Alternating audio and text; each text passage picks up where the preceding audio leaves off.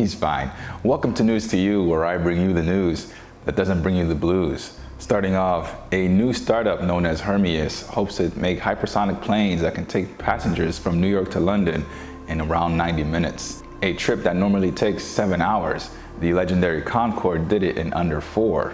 Based in Atlanta, the company is aiming for Hermes hypersonic planes to reach a cruising speed of 3,300 miles per hour, or Mach 5, which is 5 times the speed of sound. Mach 5, that's pretty fast, but they better think faster to come up with a new name, because Hermes sounds like a medical condition. Sweetie, call the doctor, your father's having another Hermes. CEO AJ Piplica said that the project is still around 10 years from fruition and is aware that the high operational cost and ticket price, which ultimately grounded the Concorde, might also apply to Hermes, as he predicts a one-way ticket between New York and London would cost about $3,000. You could theoretically escape from New York in the morning and make it to the UK before afternoon tea, or leave London after high tea, like the blue-collar mongrel you are, and make it back to the States just in time to watch the UK collapse, like a New York fan when they realized they weren't going to get to pick Zion Williamson.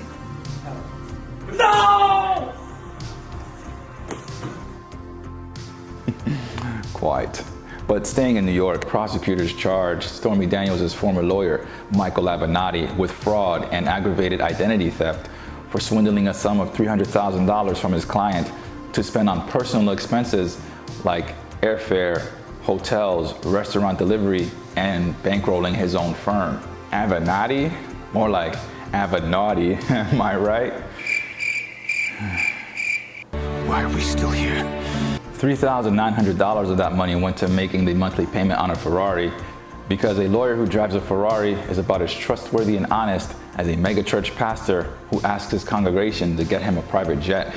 He said, I want you to believe me for a Falcon 7X. So I said, okay. A Falcon 7 jet like this one to preach to more people around the world. And he's asking his followers for the $54 million. I really believe that if Jesus was physically on the earth today, he wouldn't be riding a donkey. Avenatti played go-between Daniels and her publishing agent, going so far as to set up his own bank account in order to receive the agent's funds. When the agent refused to do so without Daniels' approval, Avenatti allegedly sent him a faxed copy of the paperwork with Daniels' forged signature.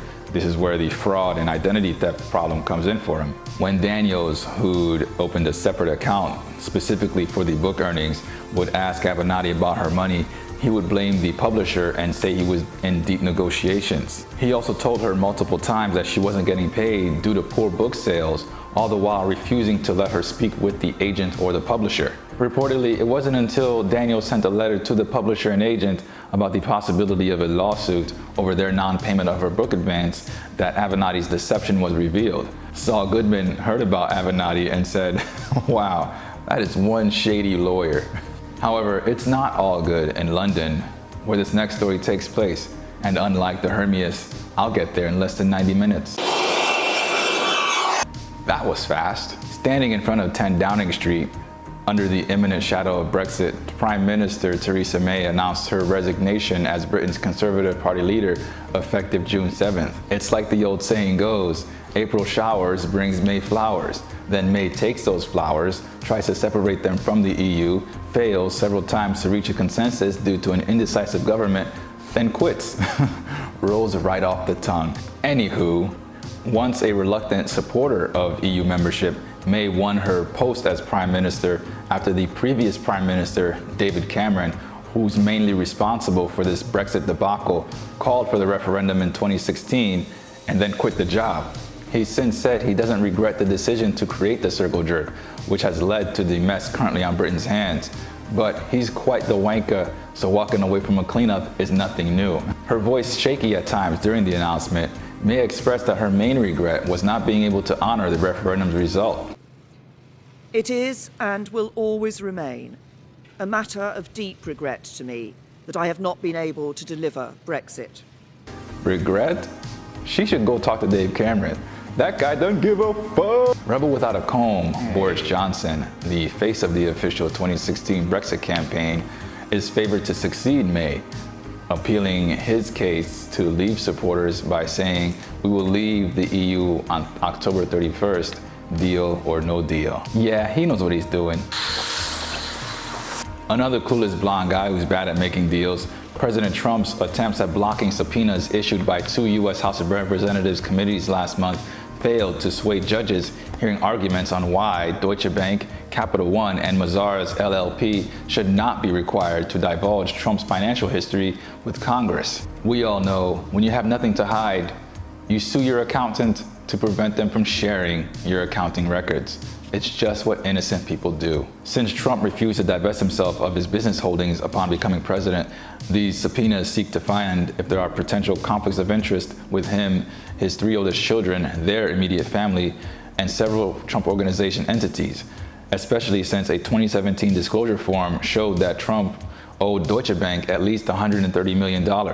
Funny enough, $130 million is also the number of times that Trump has lied since last week.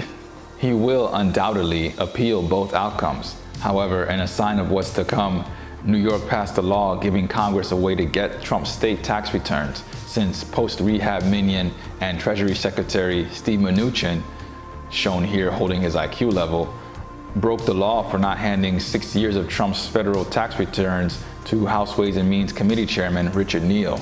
To be fair, Trump really does want to release his taxes. He so does, so badly. But unfortunately, as he said numerous times, they're under audit, but also under a cabin. And that cabin is underwater and it's surrounded by sharks and bears. Bears swim, so yeah, it's surrounded by sharks and bears. And so Betsy DeVos, she was gonna sail over to the cabin and shoot the bears with her education guns. But see, what had happened was she has like 10 yachts, so she couldn't remember on which yacht she left the guns. So then she called Ben Carson and he was like, I'm gonna go to these sharks and these bears and I'm gonna drive there in my REO Speedwagon and hand them like a packet of Oreos. But then like Betsy had to tell him, hey, cars can't like drive in water, but by then Ben had already fallen asleep. So what's Trump supposed to do in that situation? What can any of us do in that kind of a situation, right? He's completely powerless. Except when he told Steve Mnuchin to blatantly disobey. As a sideshow distraction to his court failures, Trump assigned his personal lawyer and Rugo Nass understudy William Barr to investigate, hold on, not his personal lawyer? Attorney General. What? Well, he doesn't behave like one, so I'm not calling him that. Trump assigned his personal lawyer William Barr to investigate the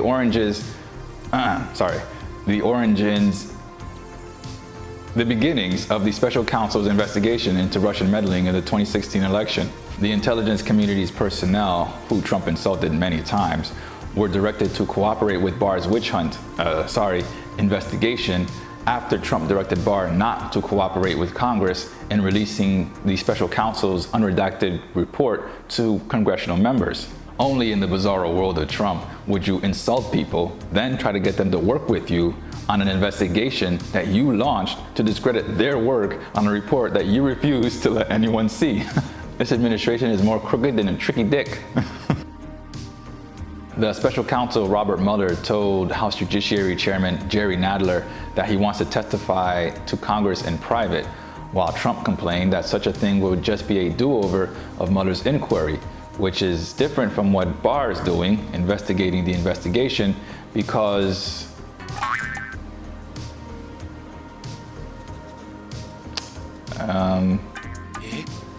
because, obviously.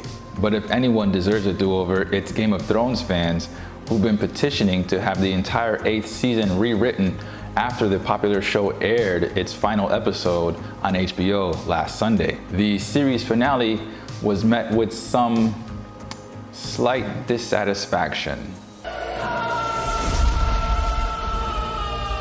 Something else that fires up, folks, is Amazon giving $25 gift cards in exchange for 3D scans, photos, and video of participants. I'll repeat, let Amazon download your physical being and you will get a $25 gift card. And it's not like the cool 3D capture suits that are used in Hollywood movies like Lord of the Rings or The Matrix. No, it's more the creepy kind that you find at the airport. You know, that kind.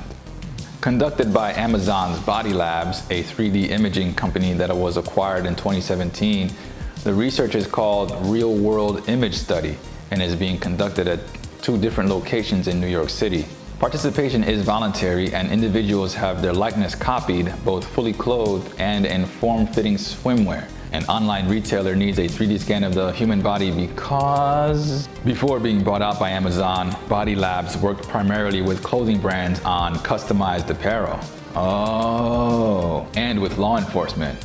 Oh. Reportedly, the AI can extrapolate characteristics such as wrinkles, in addition to creating a 3D model of someone's body form from just an image.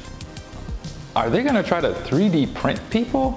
Like in altered carbon? Amazon, what the f? Furthermore, Body Labs can even add motion to the model to see how it moves with certain fabrics. It was this body model and data collected that helped Virginia State Police close a case in 2002. Using 3D models of people in order to lock them up? No way that could be abused. First, Amazon took names, mailing addresses, and payment info because it was a retailer.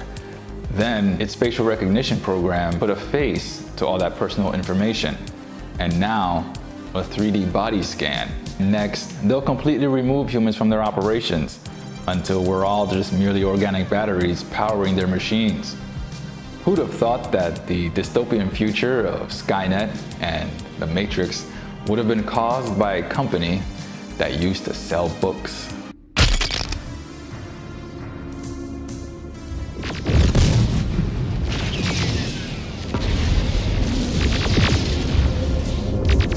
Lastly, summer is upon us and many people will head to the beaches for some sun, fun, and games. But one thing New Jersey beachgoers, as well as those in more than 300 coastal communities around the nation, won't be able to do is smoke. A ban on smoking and vaping on public beaches in New Jersey took effect in January, with fines starting at $250 for the first offense, rising up to $1,000 for the third offense. So you either lose the money to this smoking thing or paying tolls on the turnpike.